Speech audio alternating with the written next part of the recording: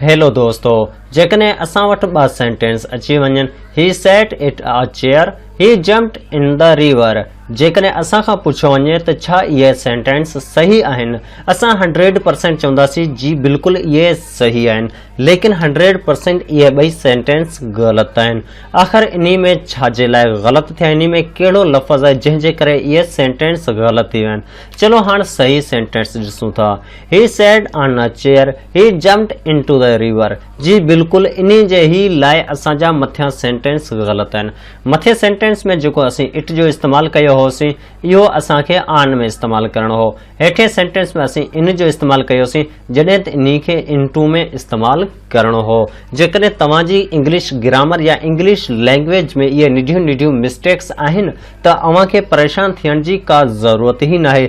छो जो असां हाणे हिकु ॿियो कोर्स स्टार्ट करे रहिया आहियूं, जंहिं कोर्स में असां तव्हांखे ही निढियूं निढियूं ग़लतियूं हमेशह लाइ पकियूं कराए छॾींदासीं त अव्हांजी हमेशह लाइ इहे निढियूं निढियूं मिस्टेक्स आहिनि, इहे ख़तमु थी वेंदियूं ऐं अव्हां हमेशह लाइ सही सेंटेंस इस्तेमालु करे सघो था, सही सेंटेंस ॻाल्हाए सघो था। जी हा दोस्तों, अस्सलामु अलैकुम। दोस्तों, असीं हाणे प्रीपोजिशन जो कोर्स स्टार्ट करे रहिया आहियूं, यानी इंग्लिश ग्रामर में असीं हिकु ॿिए कोर्स सां तव्हांजी ख़िदमत में पेश आहियूं ऐं हिन कोर्स में असीं प्रीपोजिशन खे डिटेल में लास्ट ताईं पढ़ंदासीं।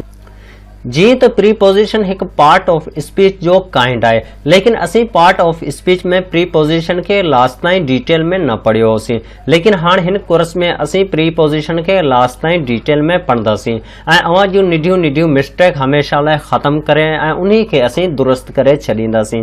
प्रीपोजिशन जी मदद सां असां निढियूं निढियूं ग़लतियूं सुधारे सघूं था। हिन वीडियो में असां तव्हांखे प्रीपोजिशन डिटेल में न पढ़ाईंदासीं, बल्कि ही असांजी फर्स्ट क्लास आहे ऐं फर्स्ट क्लास में असां तव्हांखे फ़क़ति इहो ॿुधायोसीं त असां जेको आहे सो हिन कोर्स में छा छा सिखंदासीं ऐं असां ही कोर्स छाजे बारे में ठाहे रहिया आहियूं। हिन कोर्स में जीअं तव्हांखे ख़बर आहे प्रीपोजिशन ते सिखंदासीं, लेकिन हिन कोर्स में असीं कहिड़ा टॉपिक कवर कंदासीं, हाणे थोरो हिन तरफ़ असीं ॾिसी वठूं था। हिन कोर्स में असांजा टॉपिक कुझु हिन तरह ते हूंदा। इन थी वियो, इट थी वियो, ट्रू थी वियो, इन two, on, upon, about, over, till, with, since, from, for, by, beside, between, of. तो ही कुछ लफ़्ज़ आहिनि। इन खां अलावा ॿिया बि लफ़्ज़ आहिनि जेके असांजा प्रीपोजिशन जा वर्ड आहिनि ऐं इन्हनि खे असां डिटेल में पंहिंजे सेंटेंस में इस्तेमालु करणु सिखंदासीं। छाकाणि असांखे इन्हनि लफ़्ज़नि जी माना जी त ख़बर आहे, लेकिन असांखे इहो नाहे ख़बर त इन्हनि खे कहिड़ी जाइ कहिड़े सेंस में इस्तेमालु कयो वञे थो ऐं छाजे लाइ इस्तेमालु कयो वञे थो। उहो सभु असां हिन कोर्स में डिटेल में लास्ट ताईं पढ़ंदासीं। अॼु जी वीडियो असां इन लाइ तव्हां लाइ ठाहीसीं त अव्हांखे असां ॿुधाए सघूं त असां हिकु ॿियो कोर्स ठाहे रहिया आहियूं, जंहिंमें असां ही फलानियूं शयूं जेके आहिनि सो लास्ट ताईं कवर कंदासीं ऐं हिन क्लास में असां तव्हांखे फ़क़ति एतिरो ई ॿुधायोसीं त अॼु असां हिकु ॿियो कोर्स स्टार्ट कयो आहे, जंहिंमें असां ही शयूं टॉपिक ऐं ही फलानियूं शयूं क्लियर कंदासीं। त अॼु जी वीडियो खे असीं एतिरे ताईं ख़तमु कंदासीं, लेकिन असां तव्हां वटि फर्स्ट लेक्चर खां वठी एंड लेक्चर ताईं रेगुलर वीडियोस अपलोड कंदा रहंदासीं।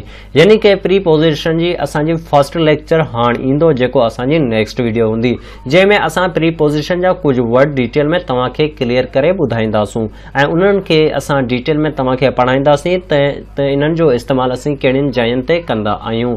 त अॼु जी वीडियो खे असां एसी ताईं ख़तमु कंदासीं। इनशाला असां हाणे हिकु फर्स्ट लेक्चर खां पंहिंजो हिन कोर्स खे स्टार्ट कंदासीं। जेसीं ताईं असांजी फर्स्ट वीडियो अचे तेसीं ताईं असांखे ॾियो इजाज़त ऐं अव्हां रखिजो पंहिंजो ख़्यालु। ख़ुदा हाफ़िज़। सिंध बाराजियन सिंधी टोपी अज लक बाराजियन इहा सिंध नदी रीता सिक भरी प्रीता